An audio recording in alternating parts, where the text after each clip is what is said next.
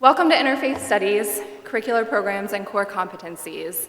On behalf of California Lutheran University and Interfaith Youth Corps, we are so thrilled to be welcoming you here. My name is Cassie Meyer. I've been speaking with many of you over the past months, and I'm so thrilled to see you here in person. I work as a part of our academic initiatives team at IFYC. We regularly have the opportunity to connect with faculty from all over the country who are exploring questions of what it means to engage with religious diversity, interfaith understanding, and the growing field of interfaith studies in classrooms and in scholarship. And so over the next 3 days, we feel honored to be present where so many of you have gathered in person, and we are looking forward to the conversations that will unfold. Together, over the course of these 3 days, we will represent nearly 150 faculty, administrators, students, religious leaders, and other higher education professionals from 80 colleges and universities, as well as seminaries, higher education networks, and philanthropic foundations. We know the conversations that will happen here will be energetic and also challenging, that they'll open us up to new perspectives and resources that we can use to strengthen our own work. This conference would not be possible without the generosity, the insights, and the hard work of our partners here at California Lutheran. So before I say anything more about the conference itself, I want to take a moment to welcome to the stage one of our most important and supportive partners here at California Lutheran, Dr. Chris Kimball, President of California Lutheran University.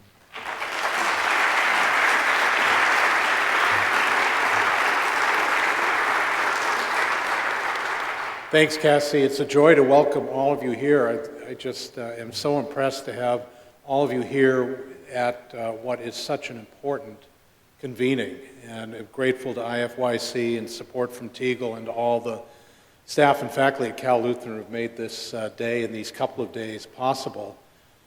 Interfaith studies is really crucial to all of us in higher education, certainly those of us in liberal arts-based education, those of us in institutions associated with church bodies, and dare I say, in the current political climate of this country, even more important than we perhaps thought it was 6 months ago or a year ago. For Cal Lutheran, this is an important time in our history that makes the fact that all of you are here especially meaningful. I think many of you have met already or already know our new Vice President for Mission and Identity, Pastor Melissa Maxwell-Doherty. That new position reflects in part an understanding and a commitment that she has and the institution has that our mission and identity is not just as a Lutheran university, but as one committed not only to interfaith understanding, that's important, but to interfaith engagement and to doing interfaith work.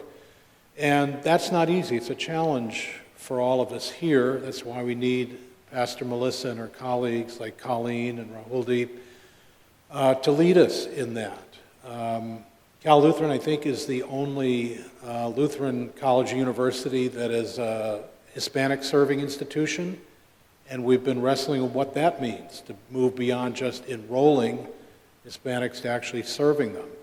And that has raised a change in our religious profile, an ecumenical transformation in our student body, and along with it is coming a much greater representation of those from other faith traditions than the founding one of this institution. And how we live together and work together is a crucial thing for all of us. So I know I'm going to learn a lot from you all the next few days.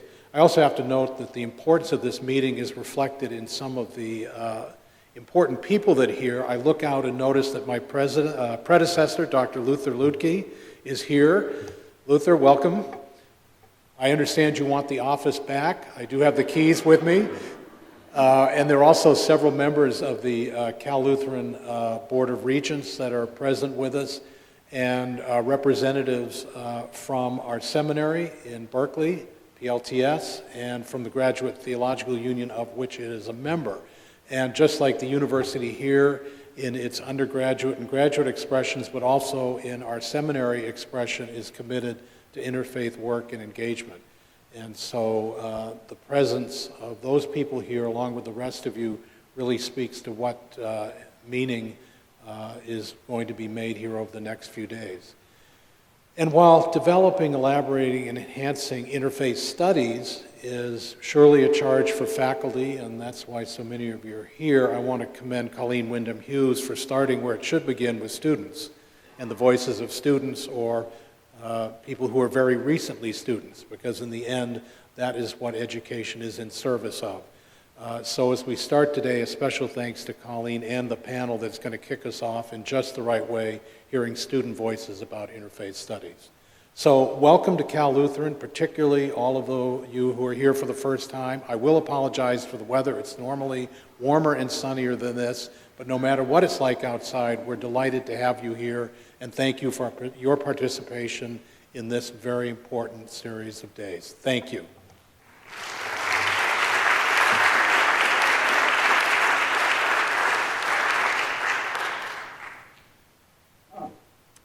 Thank you, President Kimball. Excuse me just 1 second.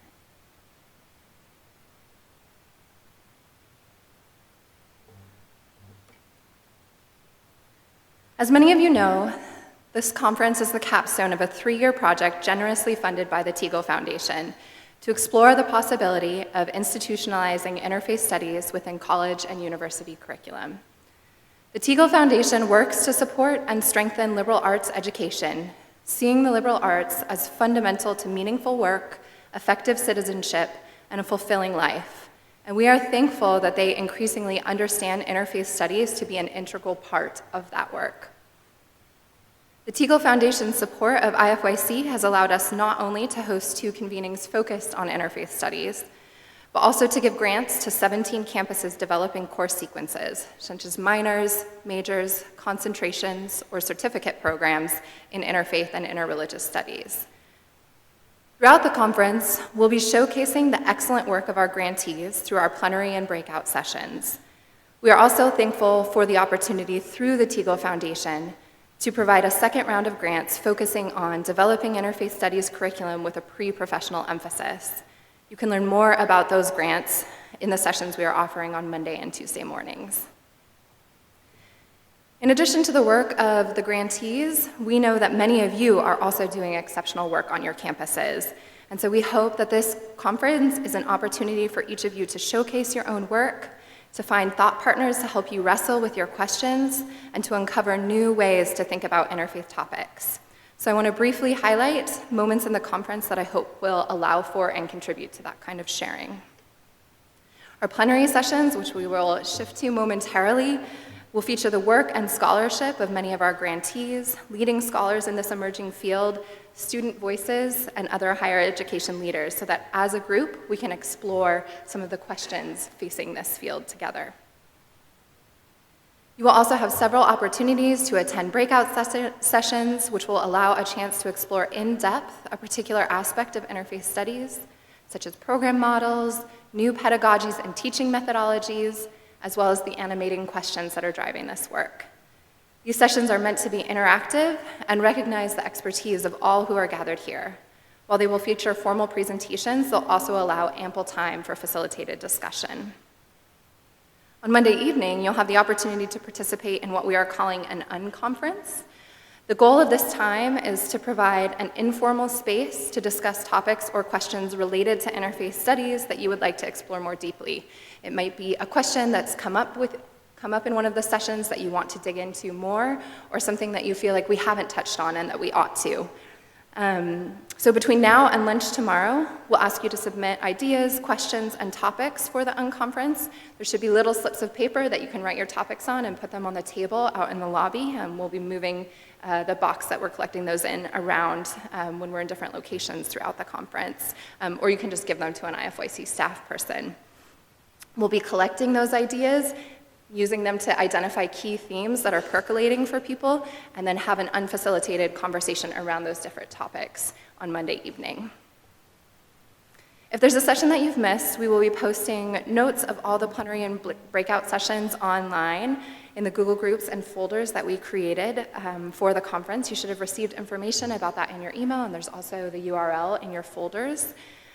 Additionally, you can use those folders to share your own work, so we encourage you to go there and upload your own syllabi, your own teaching resources, program models, other things that you are working on that you think other faculty could benefit from seeing. We hope this will be a really rich space to share and exchange those kinds of resources with one another, so encourage you as soon as you have a chance to go there and share some of the things that you are working on. And so now I'll go ahead and turn it over to Dr. Colleen Wyndham-Hughes, Assistant Professor of Religion here at California Lutheran. As President Kimball mentioned, Colleen's vision and partnership have been an integral part of making this event a reality.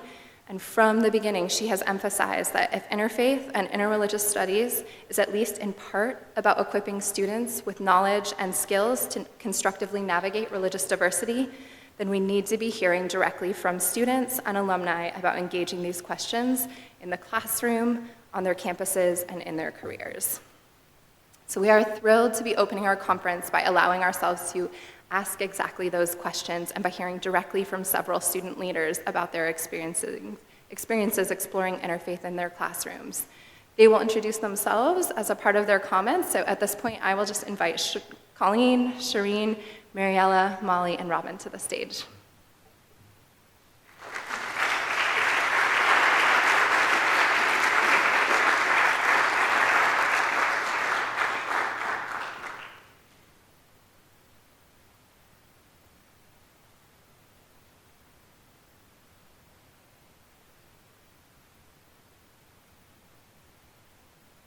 It is good to be together here this afternoon. Pardon me as I adjust where it needs to be. I'm so used to people telling me rock star close, and this one does not need rock star close.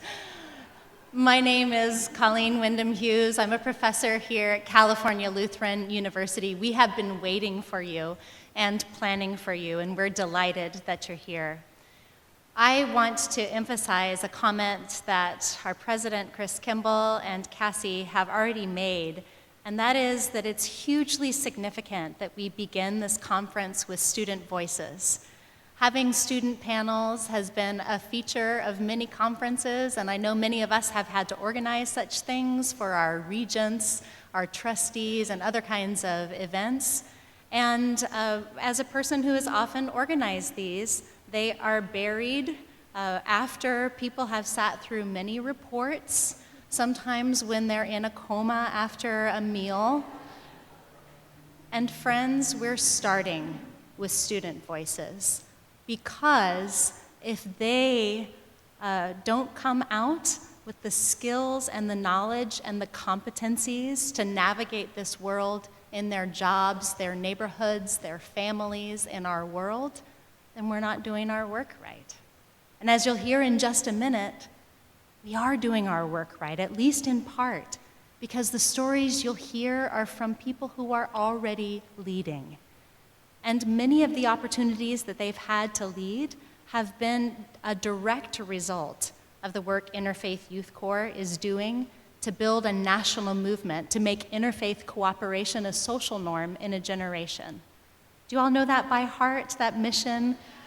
Make interfaith cooperation a social norm in a generation. It's inspiring, friends, and it's bold, and the only place it can happen is on college campuses, because this is the time of life when folks are being exposed to a wider diversity of the humanity than they have been before, when they're ready to wrestle with questions, and when they have stubborn, tenacious, ready to profess people like us to push them, require difficult assignments of them, and then receive back their wonderful and emerging work. So several of the students here have already met each other, and many of you because of Interfaith Youth Corps gatherings. So thank you for your vision, Interfaith Youth Corps, for bringing us together in many ways and across this country, for giving us an opportunity to voice our stories and to practice how what influences us personally becomes a very public, important contribution for how we are together as a society. Some of them have also benefited from indirect experiences of Interfaith Youth Corps. meaning that their student peers have been trained, their faculty have been trained, their administration has been inspired, and they are receiving the fruits of that work. I'm going to let them introduce themselves by telling a story, and so we'll start that now.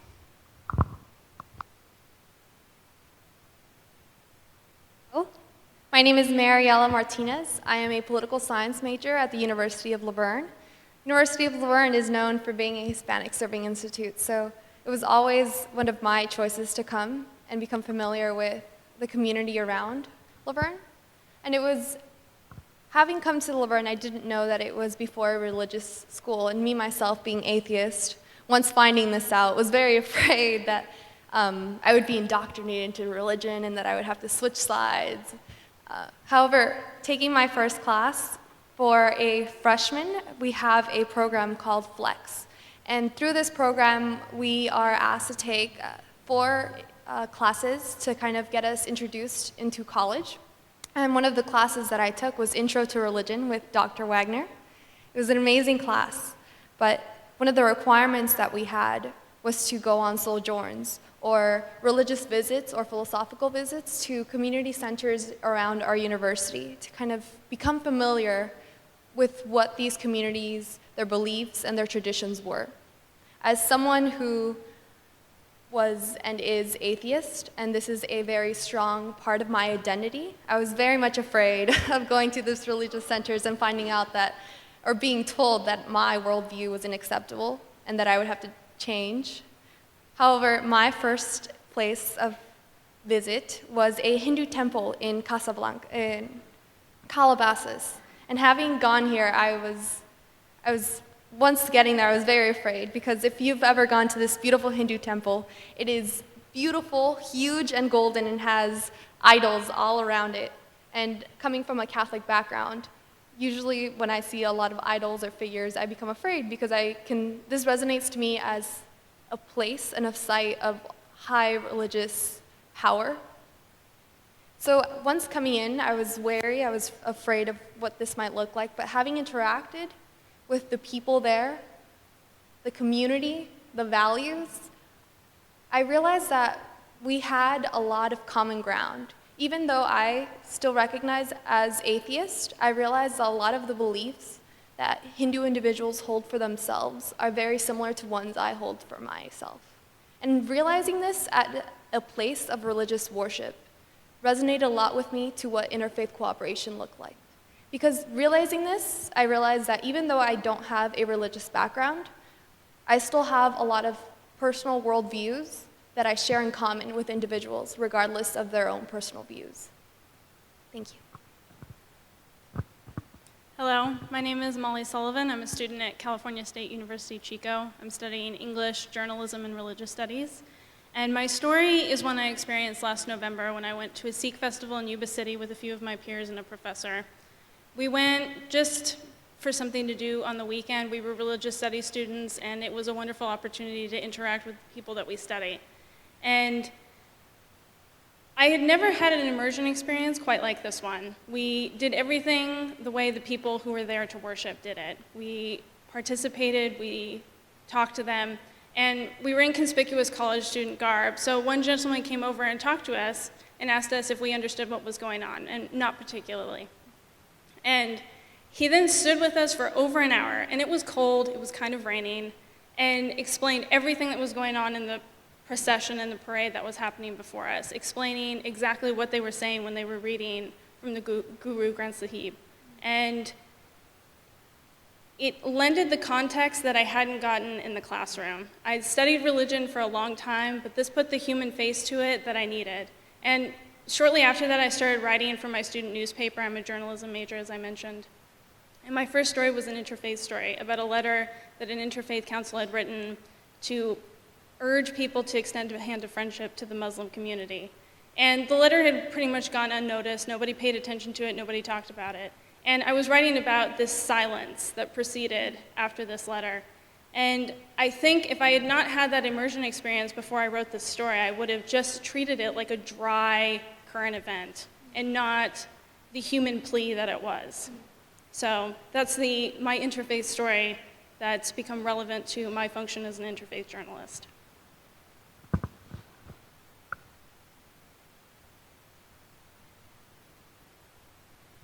Hi,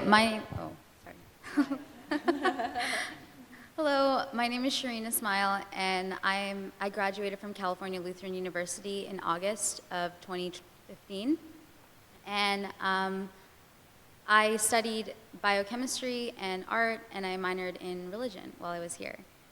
So I have an interfaith story, which at the time I didn't realize was an interfaith story because it was about a year before I was propelled into the whole scene.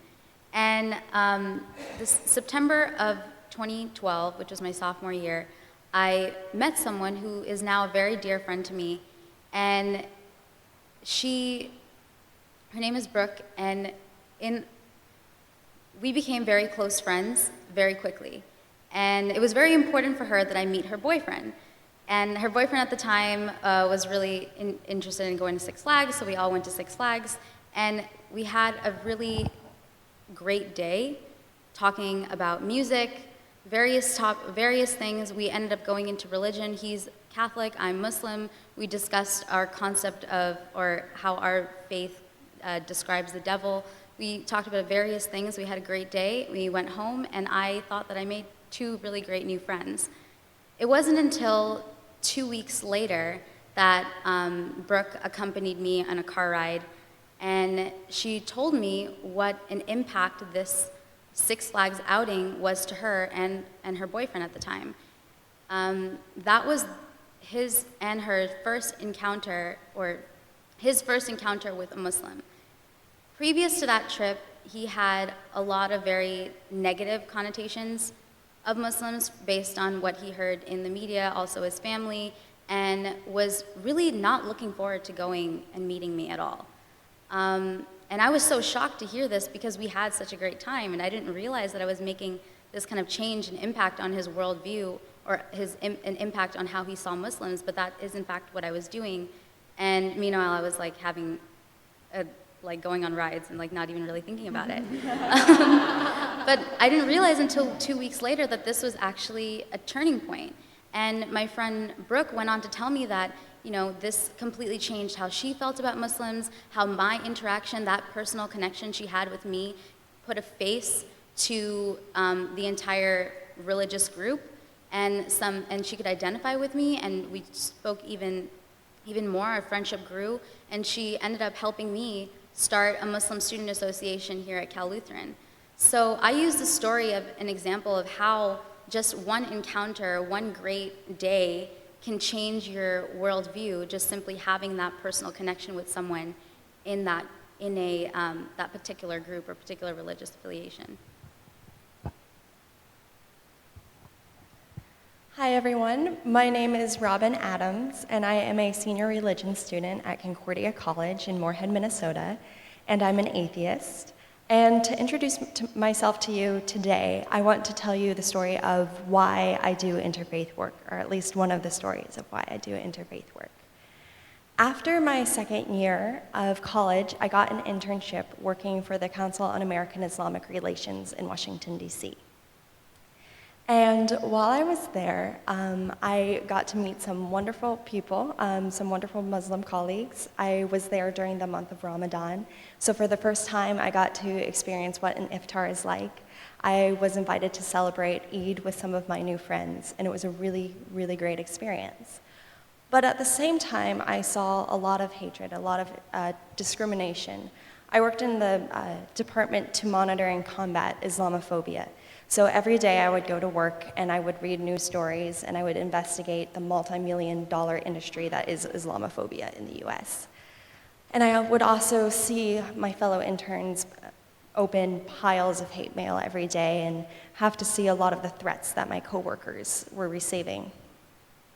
It wasn't until my last week working there that my boss and I had gone out to lunch for him to thank me for my time there. And we were walking back, and he asked me a question. He's like, "Robin, can I ask you a question?" I said, "Well, yeah, of course. What is it?" He said, "You're an atheist. Why are you here? Why are you helping us?" It wasn't until that moment that I realized I had kind of fallen into a trap myself. Atheist literally means atheos, without God. And I realized that I was living my life defining myself by what I wasn't instead of what I was. And I also realized in that moment that the same things that I see in my coworkers and I see in a lot of my religious and other non-religious friends, I see them fighting for liberty, for equality, compassionately going forward even in the face of adversity, that was the exact same thing that I wanted to accomplish in my life. I learned through them, somebody who believes fundamentally very different things. For example, they believe in God, I don't. That's a pretty big one. But I realized that through interfaith work, I can learn more about myself. We can become stronger friends and stronger communities. And that connection is why I do interfaith work.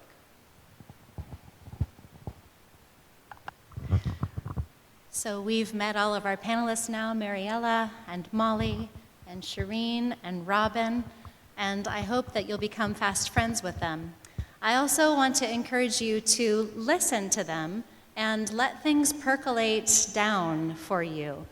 Part of what we want to do in this session is get to a place where we can begin bringing to speech what we hear from our students and how it resonates with how we think about interfaith work, right? So sometimes I think about this as condensation or droplets, right? We want to bring those forward and be able to bring into speech what our students are experiencing and receiving at college that sometimes we are in a position to influence or have agency with. So we've heard already a little bit about a classroom and a field visit and a community engagement and a personal friendship that started in college and an internship.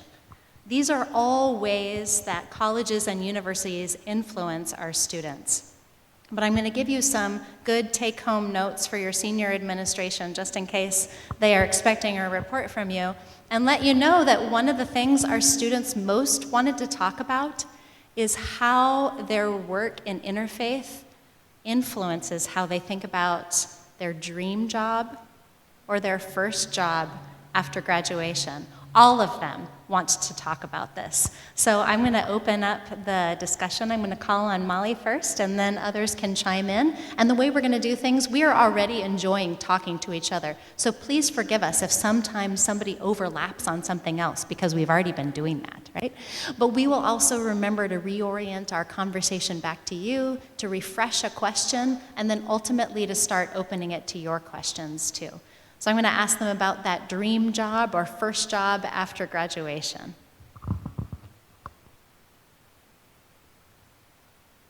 So as I mentioned, I'm a student journalist, and my dream job naturally entails being a religion journalist. I had initially, when I started college, planned on something else, and it didn't turn out to be the right path for me. And so then I had, a few months to really reflect and decide, okay, what am I good at and what is missing? And I initially was in English, and I'm a pretty good writer. And I noticed over and over and over again this hole in our society in which there's just this fear to talk about religion. It's because we have separation of church and state, and public school is the secular institution. Students don't have the skills typically to approach the issue and discuss it in a meaningful way. And that's one of my major motivations when I approach my journalism pursuits. And for my school newspaper, I run the religion and diversity beat, which means I have contacts through different religious clubs on campus, in addition to congregations that are very near our campus. And I just talk to them periodically and ask them, what's going on in your community and what do you think I should know about? Because that's what I write about. I bring focus to issues that would typically go unnoticed. And I think this is an important hole in journalism that I hope to fill, because unless we're actively seeking out newspapers to read, mostly our exposure to current events is through broadcast media. And I think broadcast journalists, because they have 30-minute time slots, need to fill a story in 15 seconds. And so then so many necessary details about religious conflict or religious resolution get left out. And I hope that through this conference and the people that we're going to meet here, that this is something that we can talk about further, because I see it as a career interest that I hope to see more people go into. So as I mentioned earlier, I'm a political science major and interfaith minor, and I have sadly discovered that politics and religion are the two hot topics that everyone refuses to talk about. I don't know why, but what I've discovered that I want to do is conflict mediation. I love talking politics and I love talking religion. Even as an atheist, I feel like we should be able to talk about personal things that matter in our life. Even if at times there might be personal attachments that might make these conversations difficult, it is because of these personal attachments that we should be having these conversations even more. I hope to go into conflict mediation, and as an atheist, I kind of see myself as the hopeful middle ground for these conversations to happen. A lot of the times, religion is a common issue or misconception in politics. And I see myself as an atheist having the ability to be a nonpartisan individual who can kind of jump from both sides and mediate the two groups. And I'm hoping I can do this through nonprofit work and maybe in the future create my own nonprofit organization for atheist individuals to go and teach interfaith as a basis for common ground interactions and communications between diverse individuals.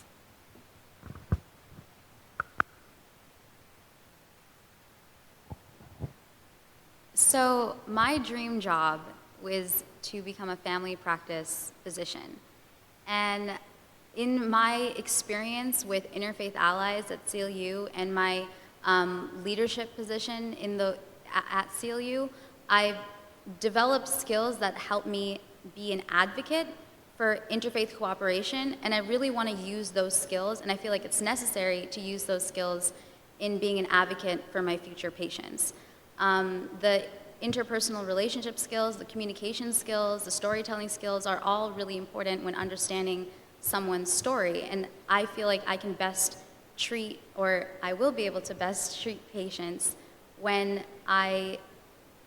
now that I have those skills, so I can listen and ask the right questions, so I fully understand everything that makes them who they are. Socioeconomic status, religious identity or a non-religious identity, their mental state, their health. I want to be the physician that provides an environment in which people are comfortable to talk. And I think that my interfaith leadership skills will really work well in that environment.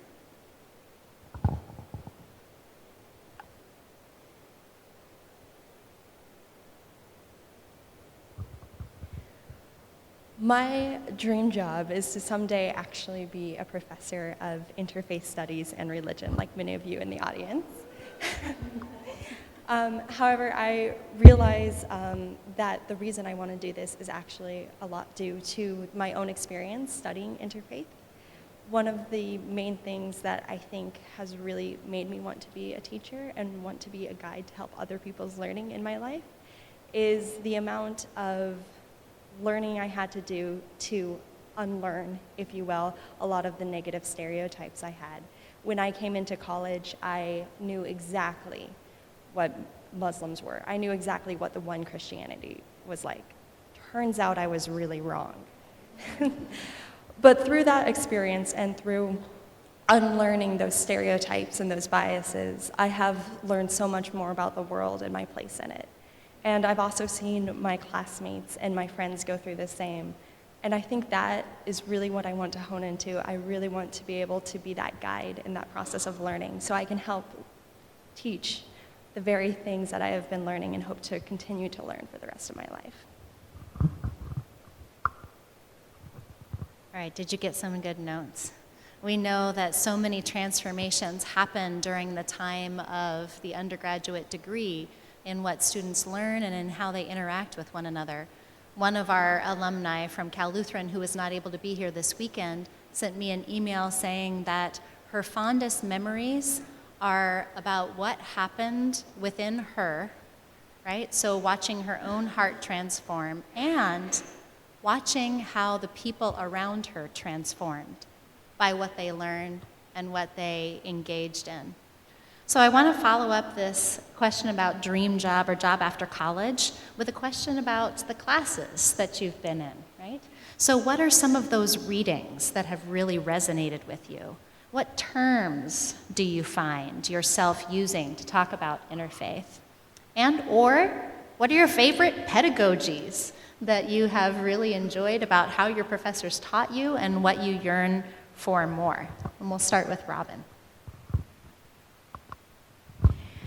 Well, when I think about the different learning opportunities I've had with Interfaith, one in particular really sticks out to me.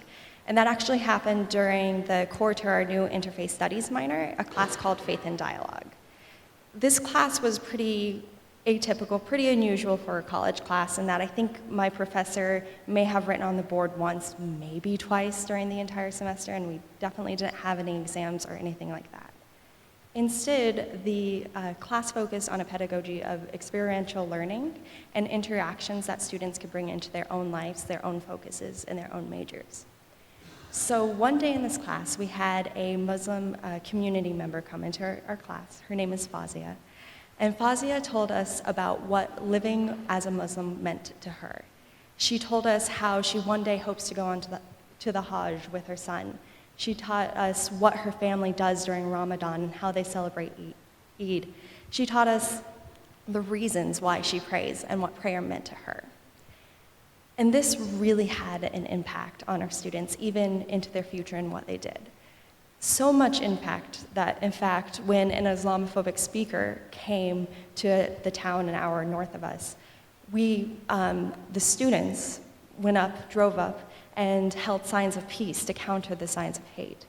So much impact this person made when she came in that when a Muslim business owner's shop was firebombed last semester, students organized a march of peace and solidarity with the Muslims. And so much difference this woman made that one of the students even chose to do as a final project. She wants to become a pastor. She designed a youth group curriculum that entails that the Christian students have to learn about Islam to get their confirmation. I think that is really the type of pedagogy that makes a lasting difference in students' lives, and I know from my own experience, something that I can remember for more than beyond just the exam period.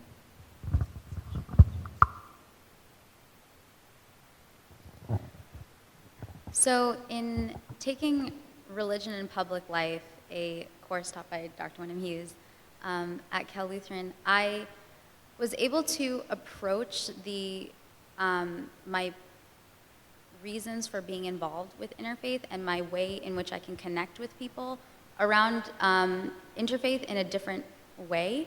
And I think one of the biggest things that I pulled away from our readings, where we read excerpts from Sacred Ground by Uwe Patel, Taking Religious Pluralism Seriously by Barbara McGraw, and Secular Conscious by Austin Dacey, is that concept that this interfaith cooperation is very much an American ideal.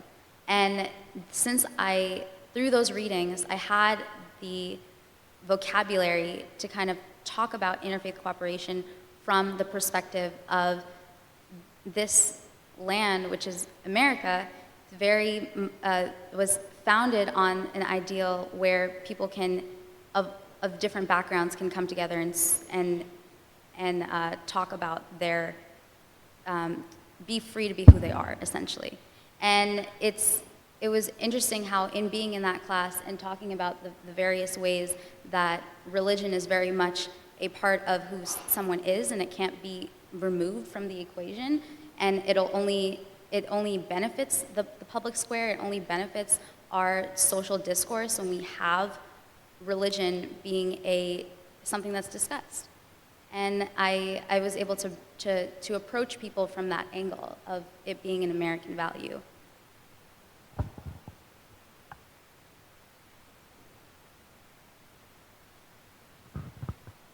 So Interfaith is very much growing on the Chico State campus. My approach to it has been through primarily religious studies.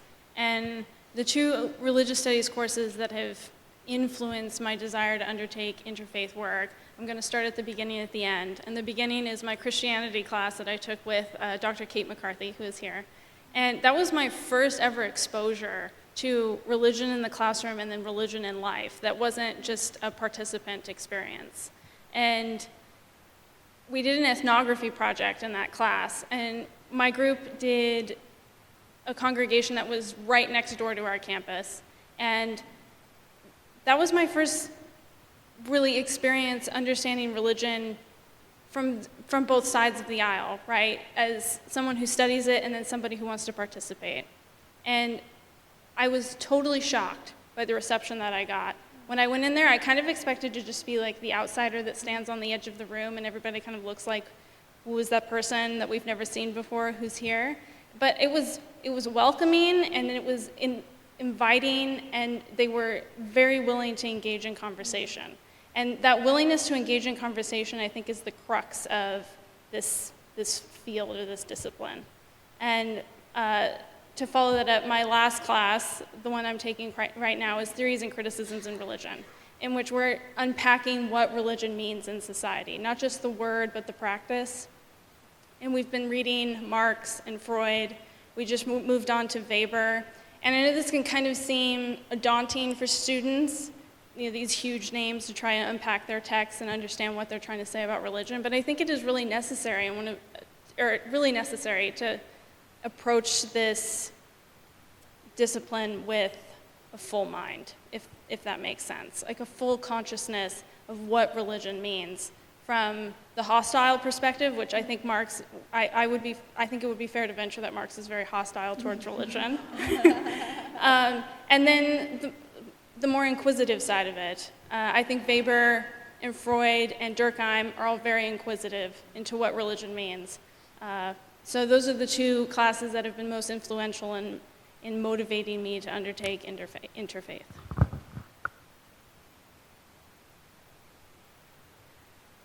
For myself, I think the experiences that I've had in my interfaith classes that I've taken throughout my 3 years at Laverne have been the most essential for myself. I've taken Intro to Religion.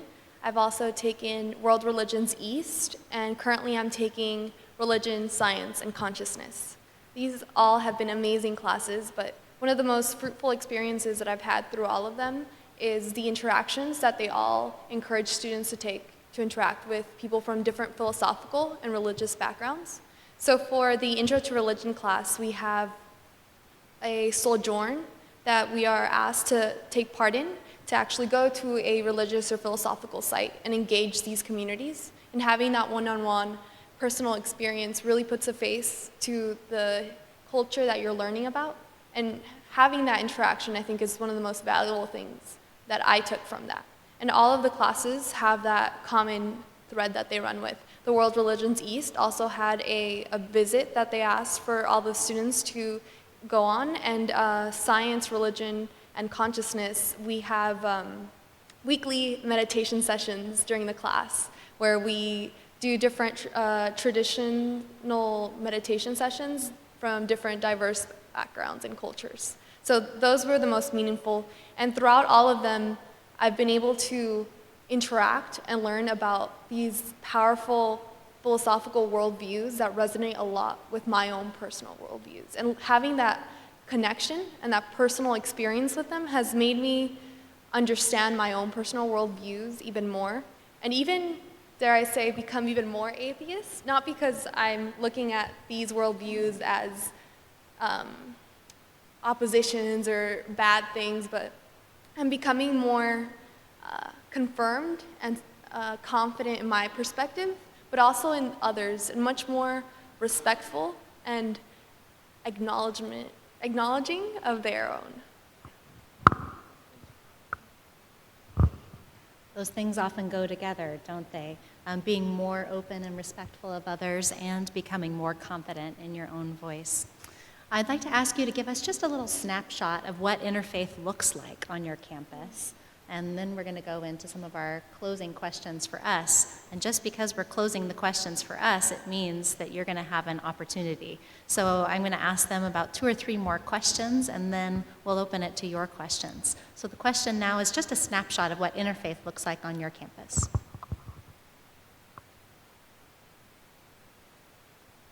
Hello again. So at the University of Laverne, Interfaith is slowly becoming a very big thing. Part of our values is being involved in interfaith community building.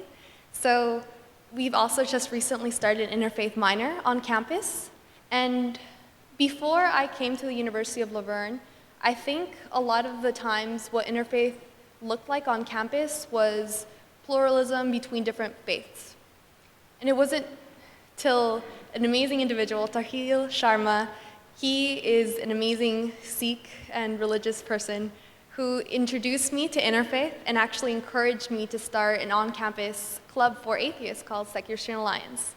And I think having this voice on campus for atheist and secular students has encouraged and improved our interfaith atmosphere on campus, because Interfaith is not only having religious perspectives, but also different philosophical and secular perspectives involved. And to be truly interfaith, I think you really need this key concept, because it is truly a overall everyone experience. And I think without that, I wouldn't have had the interfaith experience that I've had up to now. At Chico State, we have an interfaith certificate that's about to be implemented, I believe, in 2017. And unfortunately, I will miss it. But in addition to that, we also have the Religious Diversity Association, which is a student organization, because we have many, many, many religious clubs and organizations on campus, and RDA for short is a place where we facilitate conversation between those clubs. I know for a fact that we have an upcoming event that's called a RAP event, in which the organizers of the club are really critically looking at why people wear head wraps and what is the religious significance of that. And they did a wonderful job of organizing between all the other clubs on campus and trying to have people represent from every faith that integrate head wraps into their religious practice. So that's just kind of where Interfaith is at Chico State right now, is a student-run endeavor, and there will be growth into the academic aspect very soon.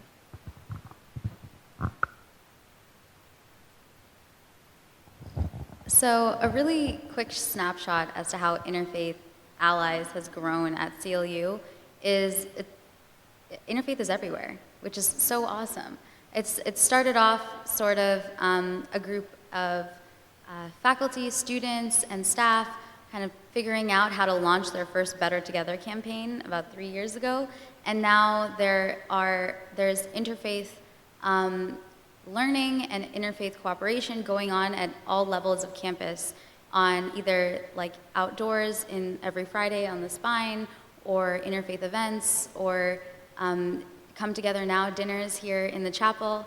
I've also heard of RAs that are getting it implemented into their one of their RA programming. So it's really great to see how it's kind of creeping into all levels of CLU. Kind of like you, Shireen, I'm very lucky to go to Concordia College, where Interfaith is really quite everywhere.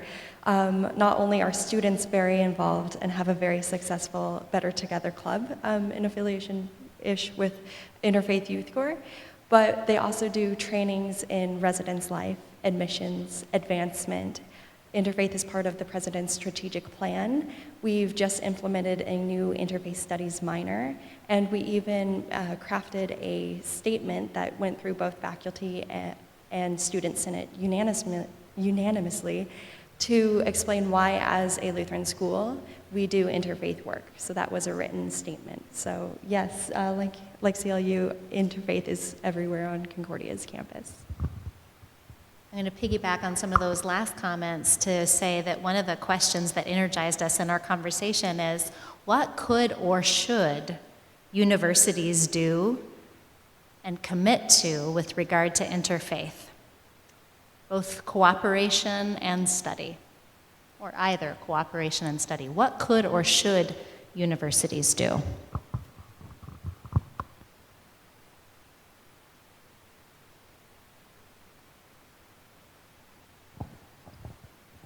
So one thing I've recognized in my interfaith work is religion cannot be taken out of the equation. And leaving a person's faith or their traditions or what compels them, their passions, out of the story it's not telling the whole truth. So I think that it's what universities should do is kind of commit to that part of the story and telling the entirety of it and essentially bringing it into their classrooms in, for example, history classrooms or political science classrooms or literature classrooms where they're discussing a novel from a different part of the world relating to a different religion than most of the students are aware of, something where it is okay and encouraged to talk about that side of the story, which is often taboo, which is the religious side. So I think what universities can also do is kind of put that into their mission statement if that's something that they're really committed about, bringing interfaith and understanding the impact religion and tradition has had on people's lives and then the impact that it's had in the past and then also the future. I think one thing that's very important is actually what you all are doing right now, and that is listening to student voices. Not every student will want to do interfaith work for the rest of their lives like I want to, but I think there's a definite way where professors can show why interfaith work is particular to any area of study. For example, one of my best friends, she's a nutrition and dietetics major, never interested in interfaith. I would try to get her to go to things, she would just not have it.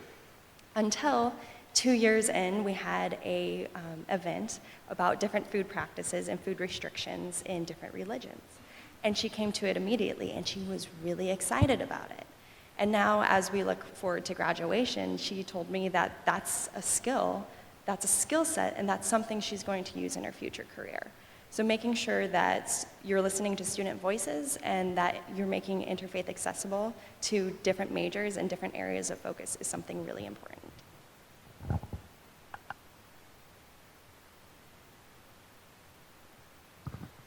I like what Robin just said about integrating interfaith into nutrition. That never occurred to me, and that is such a good idea.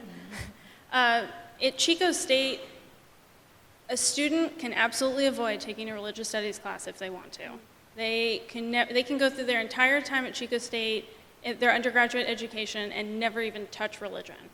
So as GE as it is now, not only can interfaith be implemented into a number of courses across the spectrum, but it's segmented into all of the, the physical sciences and the biological sciences and humanities.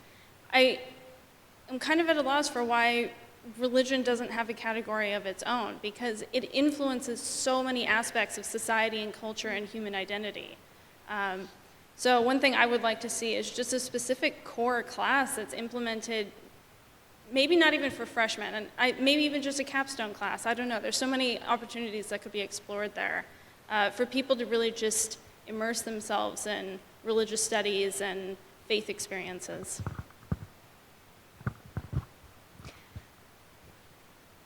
Definitely making sure that everyone knows that their voice is welcome to every conversation in interfaith, and having the experiences for individuals to interact with one another.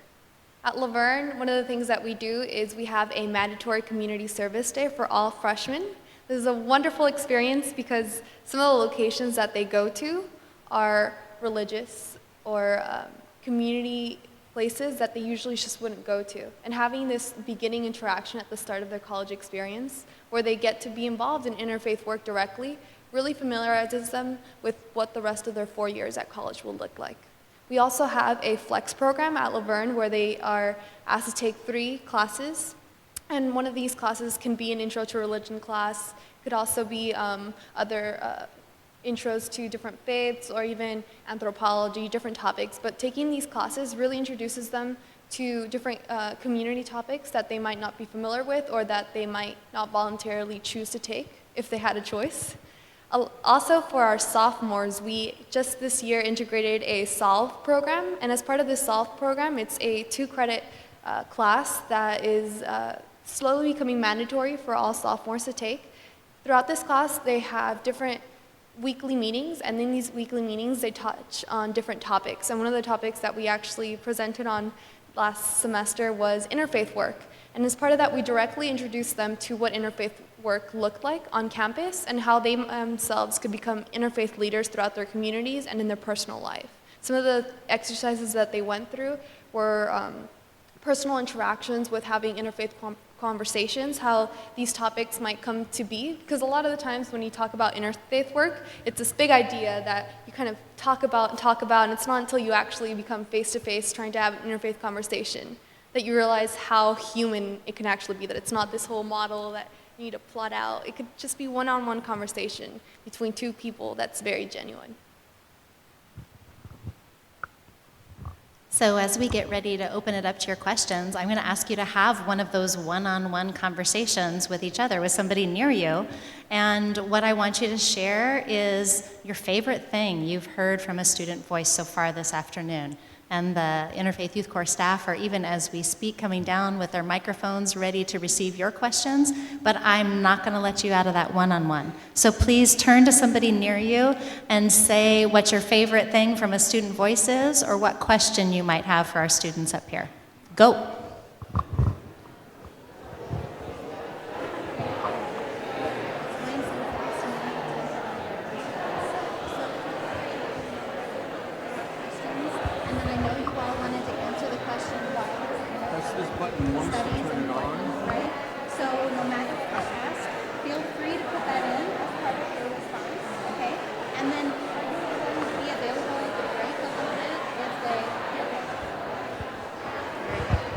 How long shall we give them? Yeah, what time is it, Shay? Okay, perfect. All right. We're going to be right on time. I'm going to turn off this alarm because I think we're going to be cool. 10 minutes. Right? Crazy. Perfect.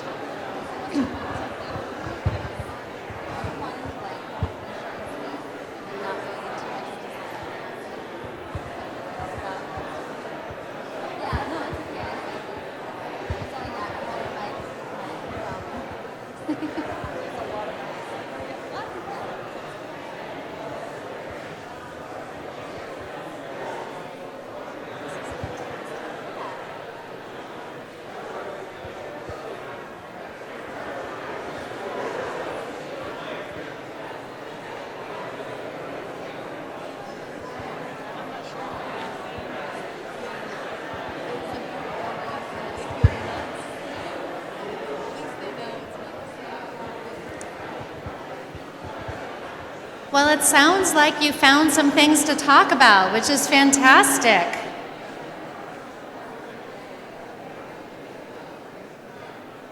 So I think now would be a great opportunity for us to refocus our conversation. You might want to make some notes, because maybe some of the things you talked about are great topics for the unconference. Remember, we're having that unconference and we're in charge of the talking points. You might have come up with some just now. If you're one of those people, jot down a note, right? You could contribute something to the unconference. But our Interfaith Youth Corps staffers are here to pick up your question that you have for students, or to say back to them what they said that really resonated in you that you're going to take with you. So either kind of comment are welcome. Say back to them what you heard that resonated with you, that you're going to take with you, or ask them a question, because their stories are excellent, right?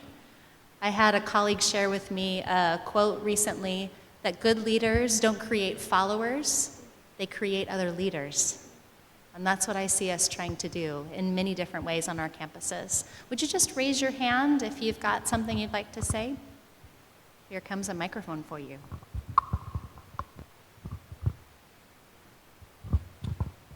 I'd be curious to hear from any or all of the students about, when you think about your own experiences with interfaith work of different kinds, what has been the most difficult or even most painful experience that has been part of that for you? Like, what was the hardest?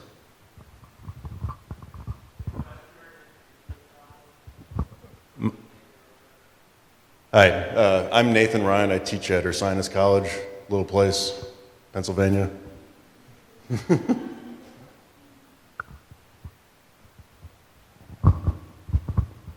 So now, since I've graduated, I'm more involved with the interfaith community or interfaith work in this area, in Canea Valley, Thousand Oaks area. And I was asked by a professor at Moore Park College to come in and speak to her a religion class that focuses on the Abrahamic faiths. And she asked me to come in to speak about Islam. And I emailed her asking, okay, so can we meet earlier, figure out what it is that you need from me? And we decided to meet an hour before the class was starting. And I walked in, I'm like, okay, so what do you need from me? This is my background, I've done interfaith work at CLU. And she's like, okay, great.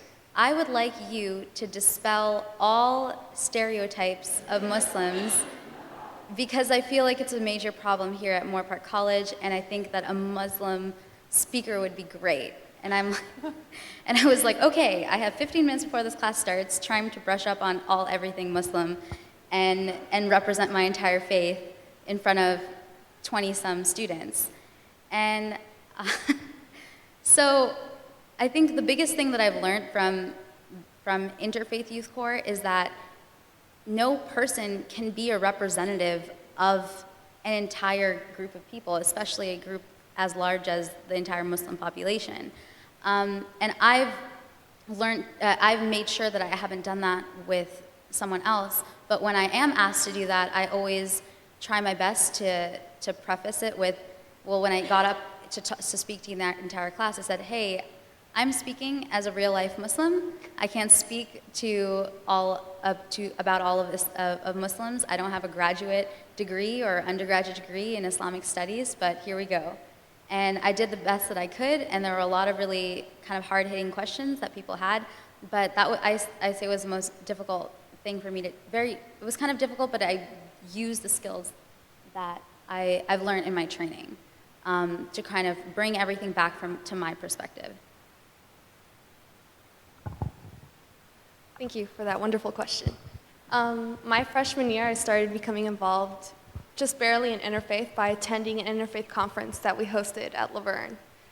As part of this experience, I still did not exactly know what interfaith was or what that would involve. All I knew was that I was atheist and I was trying to get involved with religious people. So I had no idea how that would look like. As part of the panel, they hosted as part of the conference, they hosted a panel with different individuals from different religious backgrounds and philosophical worldviews, and they kind of discussed their personal perspectives and how those looked and interacted with interfaith work.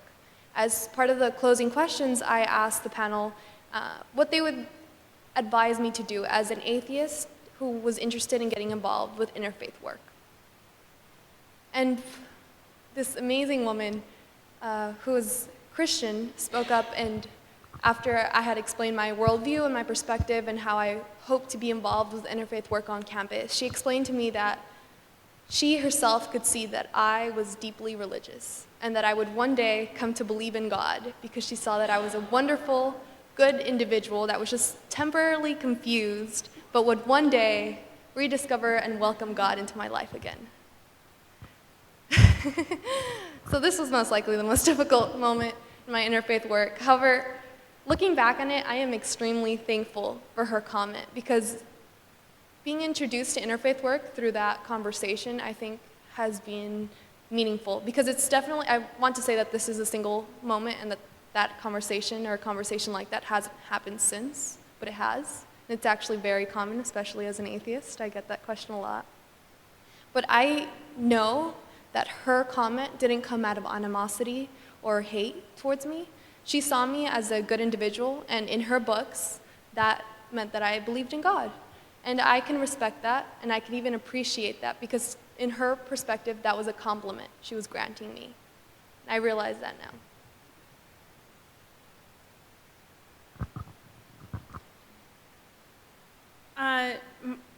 my obstacle right now is just trying to convince my editors that my subject is worthy of print. That's the main obstacle, is trying to convey the importance to people who are not interfaith literate. And that's something that is a daily struggle, and I'm sure that all of us in this room have a daily struggle with. But as of right now, that's the problem I'm dealing with.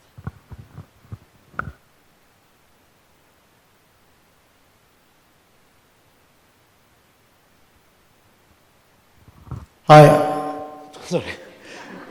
I'm Mohammed Askar. I'm a professor of business at Dominican University in River Forest, suburb of Chicago. And I'm the director of Interfaith Studies minor. And I have one of the comments or the good takeaways that I got from you, that religion is happening. We cannot deny it. It has to be part of the equation. And I even like the idea is that about having religion reflected in the mission statement of the university. I have a question about you, would you as students, would like to go and to a university that teaches interfaith or is open for interfaith, or are you focusing on your curriculum? I would like to be a scientist, I'd like to be an accountant, I'd like to be a journalist, I'd like to, how do you see going to a program or a school that is known for interfaith? How will this impact you? And what message could we tell our students to major or minor in interfaith?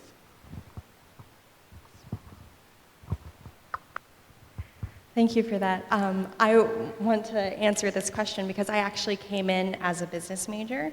I ended up changing my major to religion in the first month.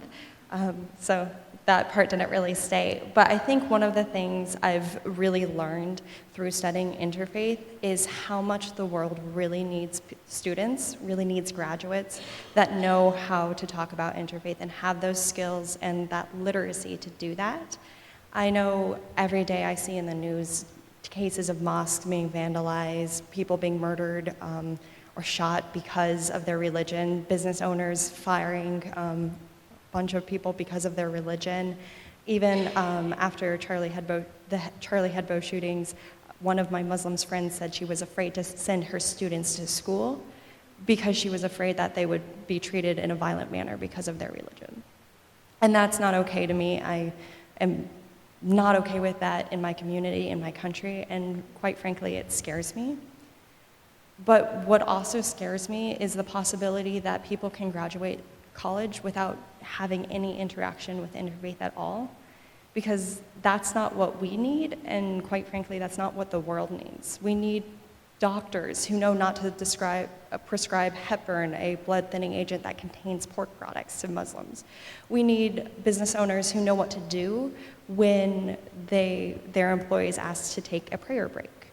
And we need people who are able to treat their neighbors as neighbors no matter what their religion is and thrive in that interfaith community. So to answer your question, I don't think that interfaith is something just for religious students or just even for the religion. I think it's very applicable and very necessary for people of all areas, and I hope that anybody would be able to have that, and I think it would be a real credit. Business is why I entered college, but interfaith is the reason I stay, and I think that's very important for students to see. I couldn't ask for a better closing word. Thank you, Robin.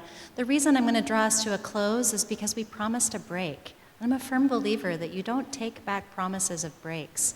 But here's what I'd like you to do on your break, if you will, or at least for part of it, and that is to come down. Our panelists have said that they would stay in this area for part of the break if you'd like to talk to them. Most of them had no idea they were going to be introduced to interfaith in college, and some of them even said they were tricked into it. So they didn't seek it out as seniors in high school applying for college, and yet nonetheless it's become part of the fabric of their lives. But whether you interact with them or you return to interacting with each other, please take time to listen again and listen deeply to what has resonated with you. Consider if you want to raise one of the topics for the unconference, and if you do, write that down and pass it to an Interfaith Youth Corps staffer, or just think about what you want to pull through our conversation over the next couple of days, what we can do in our positions as faculty members, as administration and staff persons in our own areas to amplify the voices that we've heard today and to increase their agency. Thanks so much.